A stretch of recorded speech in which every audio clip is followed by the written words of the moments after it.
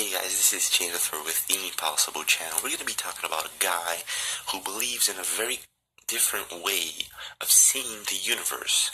Now this is a very small part of a bigger documentary, so we're going to leave you with a very interesting part where he explains his beliefs towards the universe, how the moon, how the sun work. Now, this is going to be an eye-opener because he's going to be revealing facts that you didn't know about our universe.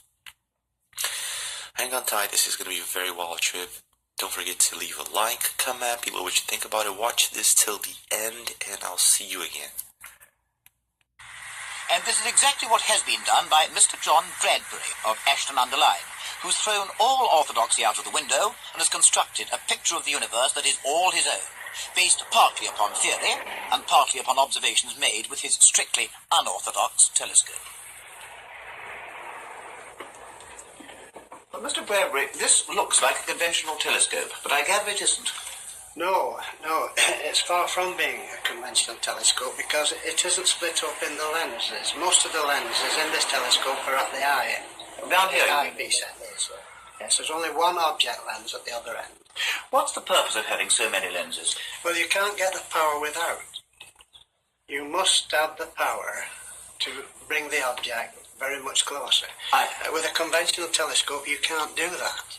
I would have thought that every time you passed a beam of light through an extra lens, you'd lose a bit of light. Yes, that is so. You do lose light. But looking at objects in the sky, you don't need to lose it. Looking at your map of the Earth, it looks to me as if you've got the North Pole in the middle and all directions are south. Is this correct? Yes, it is correct in that method. What about gravity? Sir Isaac Newton, when he was in an orchard in Lincolnshire, saw an apple fall from the tree, and he brought out his theory of gravity, that the gravity had drawn this apple to the ground. Yet, he didn't make a law which held the other apples on. Now, he also said that if you could stand a needle up on its point without any support, he would believe that the world wasn't going round. Naturally, I had to bring out a new theory to prove the shape of the world, the shape of the Earth too, you see. Which is what you've done. Yes, that is it. And you see, no matter where we are on the Earth's surface, we will always be pulled back to the centre. And that's why you can't go to the edge of the Earth. Yes, you cannot go to the edge of the Earth. Well, let's have a look at the actual diagram of the Earth itself, shall we? This, I think, is very interesting. Here we are. Now, I know that you've got the Earth as with a flat top and kind of a round underneath. Is this correct? Yes, that is quite so. Yes, you see, this is more like a jigsaw puzzle. You can't complete it without a flat-topped Earth. So this is the entire universe, yes, correct? Yes, you see, you've got the full metallic stony background, and this, of course, is where the flow of magnetism is. What's this line down here? Now, this line is for the sub-semi-vacuum. It divides the pure vacuum from the semi-vacuum which surrounds the Earth itself. What about the sun and moon? The moon? It's a flat disk, is it?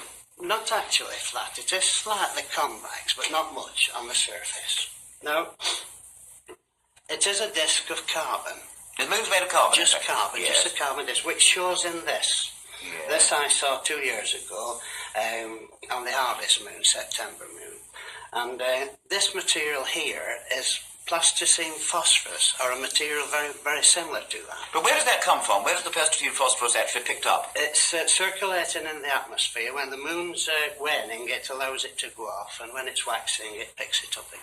Now, this illustration here is more of the moon itself, with a finger-like projection coming over the top. This happened in 1953, and the finger-like projection stayed on for 3 days. There was only one there, was there? There was only one, yes, definitely one. I built another telescope, and I used an astronomer's telescope too to prove whether I was right or not, but I couldn't see it with the astronomer's telescope. And was this due to the plasticine phosphorus spreading over the moon gradually? Yes, but I think it picked a little more up than it should have done, you see. The surface of the moon, the thickness of the surface is around about 1 inch. This has been really worked out. Mathematically, it's really been worked out. What incidentally about the sun? Do you think the sun is small also? The sun would be, I should think, about twice the size of the moon because the moon can go in the front of the sun and cover the whole sun up. And that is why the sun really is only twice the distance from of the moon. And of course, the sun presumably is very much hotter than the moon. Yes, if we speak of hot as hot, but the sun actually is cold. It's very cold indeed, because we couldn't get a lot of heat. The sun wasn't cold, you see. Can you define light quite shortly? Yes, we can work on to this one. I don't quite understand this caption down here, that all red light is green. Well, we always knew that infrared light itself was red, but it isn't. It's actually green. We can easily prove that by plugging in electric fire. You get the green light first, and then you get the red light, which, of course, are interchangeable. Green being the only colour, really, it makes up all of the colours of light. So all light is, in fact, green? It is including green itself? Yes, including green itself, but not red. You know, I think you're going to be the first to admit that these ideas and theories of yours are not conventional ones. Correctly, yes. Well, I know that you've also given lectures at various universities. I mean, I wasn't at your lecture at Cambridge University or at Keele, but I heard about from people who were. And how do you find that other people react to your ideas? Well, some people, of course, when it's all explained thoroughly, they will accept it. But if it isn't explained thoroughly, well, of course, they think we're nutcases or something, you see. And what do you think, what research are you going to carry out in the near future? Well, of course, the next thing is photography. Well, Mr. Bradbury hasn't yet started his photographic experiments, but when he does so, I am sure that the results will be truly remarkable. Let me concede that I don't pretend to agree with his theories, but I have the greatest admiration for him as a man who's had the moral courage to break clean away from every semblance of conventionality, strike out for himself, and lecture publicly about it with no fear of ridicule or scorn. To me, Mr. Bradbury is the supreme example of the independent thinker. Distinguished guest for this evening is Admiral Richard E. Byrd. The North Pole used to be a no-man's land, but these are the days when, by buying a ticket on a commercial airliner, you can fly across the North Pole and drink a cocktail at the same time. Yet only 60 or more years ago, about 35 years ago, our guest tonight found out whether there was any land north of the North American continent. He made that first discovery flight, and I must say that Admiral Byrd, our guest tonight, is not only our greatest living explorer, but he's been an inspiration to countless Americans. Admiral Byrd, you've been to both the North Pole and the South Pole. Is there any unexplored land left on this earth that might appeal to adventurous young Americans? Yes, there is. And not up around the North Pole, because it's getting crowded up there now, because they find out it's really usable, not only to live in, but militarily. But strangely enough, there's left in the world today an area as big as the United States that's never been seen by a human being. And that's beyond the pole on the other side of the South Pole from Middle America. And I think it's quite astonishing that there should be an area as big as that unexplored. This is tremendous. So there's a lot of adventure left down at the bottom of the world. Well, Admiral, do you hope to see that? I do. Well, Admiral, Yeah. would you say that since you've been to both the extremities of Earth, are these expeditions to such far-off places, are they getting easier because of modern techniques, or is danger still close at hand?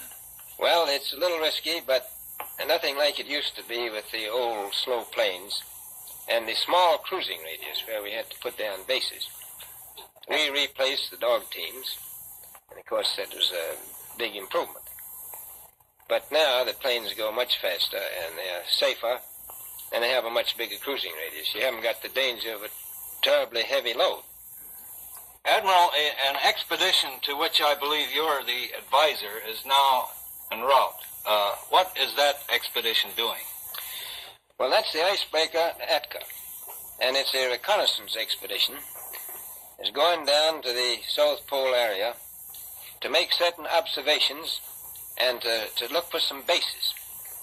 They will be back in April, and they will report back, and upon the information we get from that undertaking, we will base the bigger expedition that's to follow. Is that very definitely planned, or is that... That is being planned right now.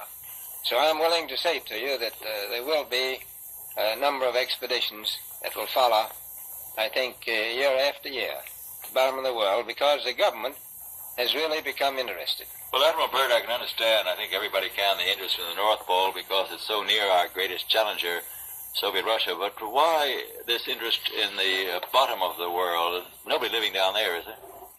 No, it's pretty cold. There's only one permanent resident, that's the emperor penguin. The little ones live further north. I tell you one reason they're interested. It's by far the most valuable, important place left in the world.